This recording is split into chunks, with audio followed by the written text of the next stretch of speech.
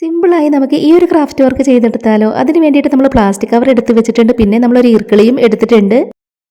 നമ്മളിവിടെ എടുത്തിട്ടുള്ള ഈ ഒരു ഈർക്കിളി സർക്കിൾ ഷേപ്പിലാക്കി ഒന്ന് സെല്ലോ ടാപ്പ് ഒട്ടിച്ചെടുക്കുകയാണ്. സെല്ലോ ടാപ്പ് വെച്ച് ഒട്ടിച്ചെടുത്തതിന് ശേഷം നമ്മൾ അതൊന്നും കൂടെ ഒന്ന് ശരിയാക്കി എടുക്കുന്നുണ്ട്. ഇതുപോലെ നമുക്കത് കിട്ടിയിട്ടുണ്ട്. അതിനുശേഷം നമ്മൾ എടുത്തിട്ടുള്ള പ്ലാസ്റ്റിക് കവർ ഒന്ന് കട്ട് ചെയ്തെടുക്കുകയാണ്. ഇതുപോലെയുള്ള 3 പീസുകൾ വെച്ചാണ് നമ്മൾ ഒരു ഫ്ലവർ ചെയ്തെടുക്കുന്നത്. 3 പീസുകളും ചേർത്ത് വെച്ച് കൊടുത്തതിന് ശേഷം നമ്മൾ പേപ്പർ ഫാനൊക്കെ മടക്കിയെടുക്കുന്നത് പോലെ മടക്കിയെടുക്കണം. ഇനി ഇതിന്റെ നടുക്കായിട്ട് നമ്മൾ ഈ ഒരു കമ്പി കെട്ടിക്കൊടുക്കുകയാണ്. അതിനുശേഷം ഇതിന്റെ 2 അറ്റവും നമ്മളൊന്ന് കട്ട് ചെയ്ത് കളയുന്നുണ്ട്. അതിനുശേഷം ഇതുപോലെ കട്ട് ചെയ്ത് കൊടുക്കണം. ഇനി നമ്മളതൊന്ന് വിടർത്തി കൊടുത്തതിന് ശേഷം അതിന്റെ ഓരോ ലെയറുകളും മുകളിലേക്കൊന്ന് പൊക്കി കൊടുക്കണം. നമ്മളതിൽ വെച്ച് കൊടുത്തിട്ടുള്ള 3 പീസുകൾ മുകളിലേക്ക് പൊക്കി കൊടുക്കുമ്പോൾ അതൊരു ഫ്ലവറായി കിട്ടും. പ്ലാസ്റ്റിക് കവർ വെച്ച് നമുക്ക് വളരെ സിമ്പിളായി ചെയ്തെടുക്കാൻ പറ്റുന്ന ഒരു ഫ്ലവറാണിത്. ഇതിന്റെ താഴേക്ക് നിൽക്കുന്ന കമ്പിയുടെ ഭാഗം നമ്മൾ കട്ട് ചെയ്ത് കളഞ്ഞു.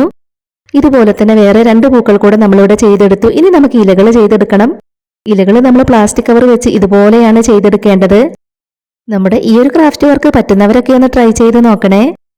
2 ഇലകൾ നമ്മളിവിടെ ചെയ്തെടുത്തു. ഇനി നമ്മൾ ചെയ്ത് വെച്ചിട്ടുണ്ടായിരുന്ന ഇതിലേക്ക് നമ്മൾ പ്ലാസ്റ്റിക് കവറിന്റെ പീസ് ഇതുപോലെ ചുറ്റി കൊടുക്കുന്നുണ്ട്. ഇനി നമുക്കിതിലേക്ക് ആദ്യം ഇലകൾ ഒട്ടിച്ചു കൊടുക്കാം. നമ്മളിത് ചെയ്തെടുക്കുന്ന ഡീറ്റെയിൽഡ് വീഡിയോ ലിങ്ക് സ്ക്രീനിൽ നിന്ന് താഴെ കൊടുത്തിട്ടുണ്ട്. കാണാൻ ഇഷ്ടമുള്ളവരൊന്ന് പോയി കണ്ടു നോക്കണേ. 3 പൂക്കളും നമ്മൾ അതിലേക്ക് ഇതുപോലെ ഒട്ടിച്ചെടുത്തിട്ടുണ്ട്.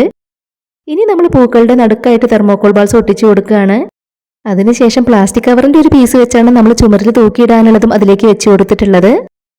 പാഴ്വസ്തുക്കൾ കൊണ്ട് ചെയ്തെടുത്തിട്ടുള്ള ഈ ഒരു ക്രാഫ്റ്റ് വർക്ക് നിങ്ങൾക്ക് ഇഷ്ടമായിട്ടുണ്ടെങ്കിൽ നമ്മുടെ ചാനൽ ഒന്ന് സബ്സ്ക്രൈബ് ചെയ്ത് സപ്പോർട്ട് ചെയ്യാൻ ആരും മറന്നു പോകരുതേ.